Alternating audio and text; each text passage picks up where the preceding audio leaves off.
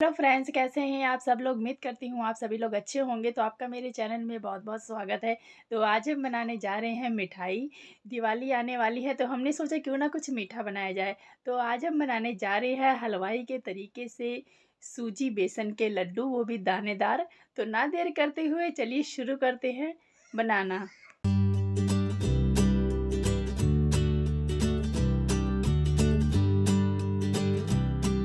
आज हम बनाने जा रहे हैं सूजी बेसन के दानेदार और बहुत ही सॉफ्ट लड्डू।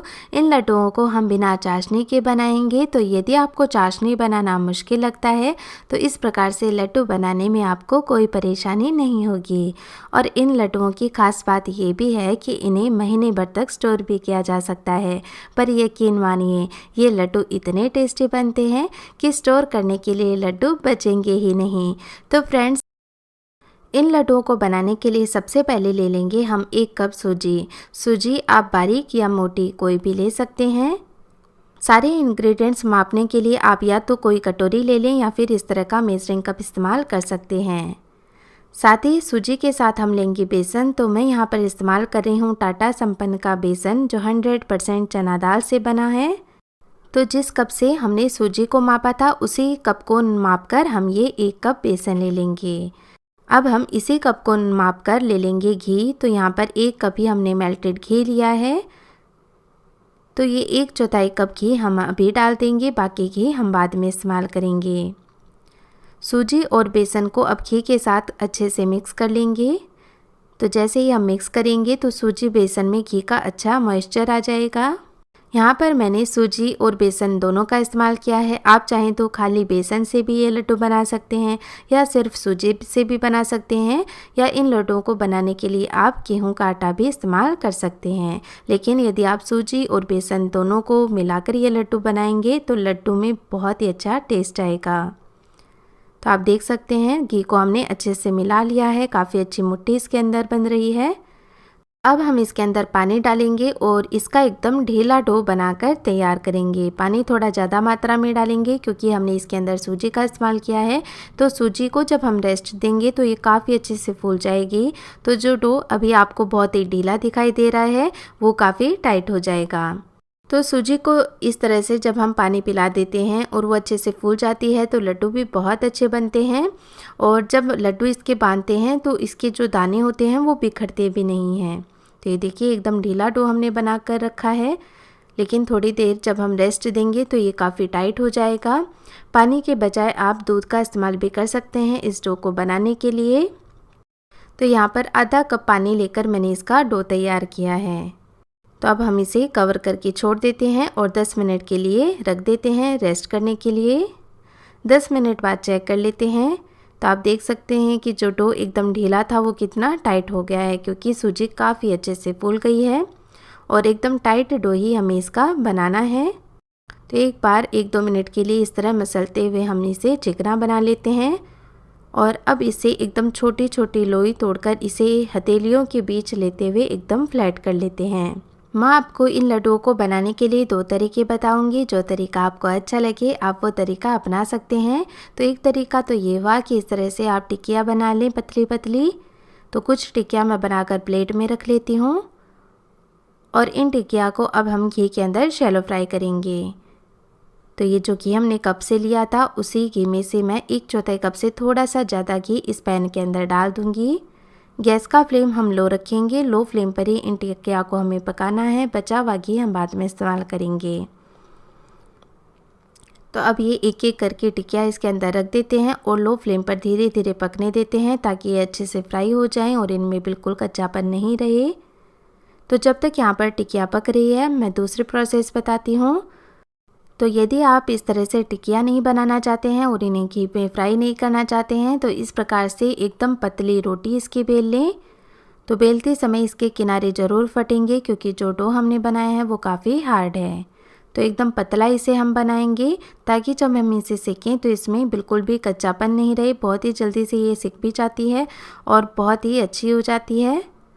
यदि आप बिना घी के लड्डू बनाना चाहते हैं तो इस प्रकार से आप रोटी बनाकर उसे तवे पर सेक लें और फिर उसे पीस लें और बाद में उसमें चाशनी बनाकर डाल दें। तो बिना घी के भी लड्डू इस तरह से बना सकते हैं, लेकिन आज हम बिना चाशनी के लड्डू बनाएंगे तो हम उसमें घी का इस्तेमाल करेंगे।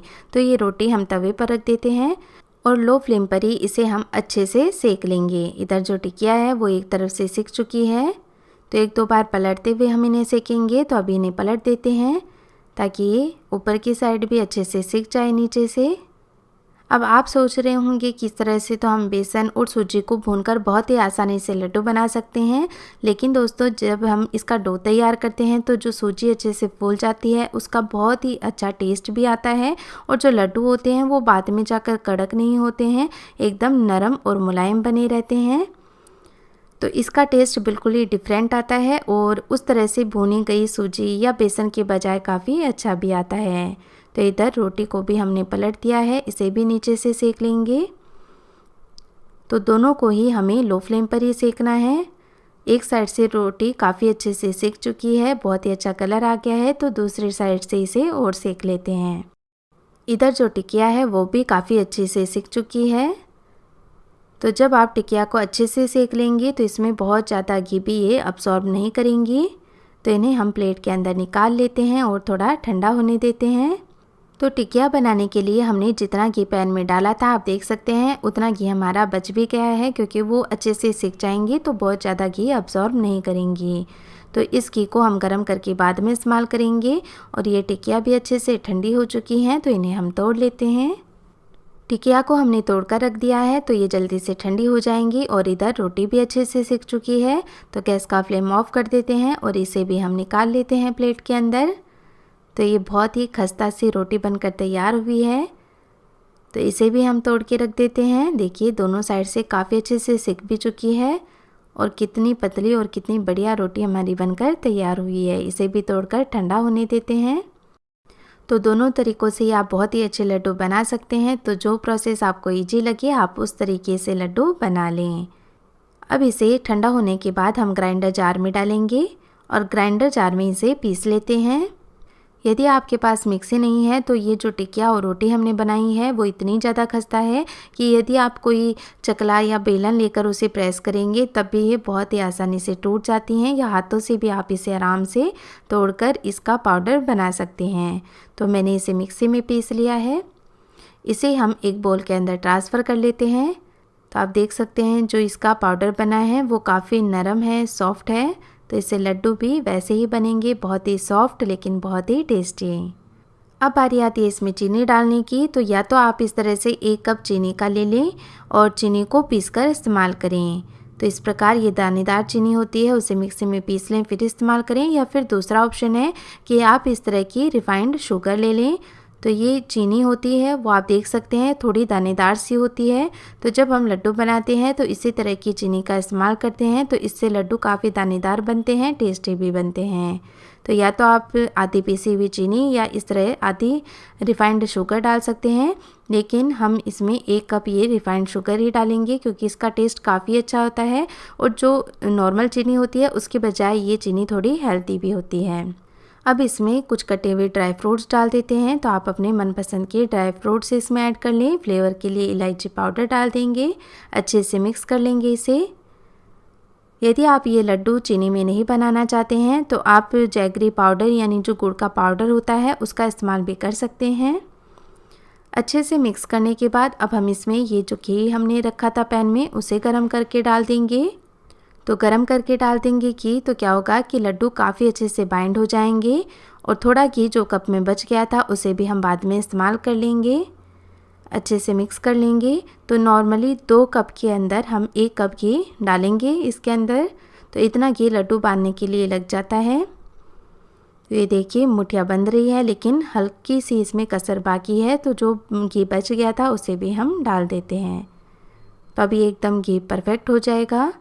और इस तरह से बनाए लड्डू जैसा कि मैंने बताया काफ़ी लंबे समय तक आप इसे स्टोर भी कर सकते हैं। तो काफ़ी अच्छे से ये बन रहे हैं। तो अब इसके लड्डू बनाना हम शुरू करते हैं। तो इन लड्डुओं को आप काफ़ी ड्राई फ्रूट्स के साथ भी बना सकते हैं। आप इसमें सूखा नारियल पाउडर भी ऐड कर सकते हैं। तो ये लड्डू बनाकर हमने तैयार कर लिया है। बहुत ही अच्छा लड्डू बनकर तैयार हुआ है। तो इस तरह से सारे लड्डू हम बनाकर तैयार कर लेंगे। तो आप भी जल्दी से ये सूजी बेसन के बहुत ही टेस्टी लड्डू बनाएं और कैसे बने मुझे कमेंट में लिखकर ज़रूर बताएं। तो ये एक लड्डू मैं आपको तोड़कर इसका टेक्सचर दिखाती हूँ। तो ये बहुत ही आराम से टूट भी रहा है और बिल्कुल भी बिखरा नहीं है। तो दोस्तों, यदि आज का ये वीडियो आपको अच्छा लगा हो तो प्लीज़ इस वीडियो को लाइक ज़रूर करें, अपने परिवार और दोस्तों के साथ भी शेयर करें। अपना कीमती समय देने के लिए आपका बहुत बहुत धन्यवाद। मिलते हैं एक और नई वीडियो के साथ, तब तक हंसते रहिए, हंसाते रहिए। सूजी बेसन के लड्डू बनकर हो गए हैं तैयार। अगर आप भी बनाना चाहते हैं और आपका कुछ मीठा खाने का मन कर रहा है तो मेरे ही तरीके से ये लड्डू बनाकर देखिएगा ज़रूर। आप लोगों को बहुत ही ज़्यादा स्वादिष्ट लगेगा।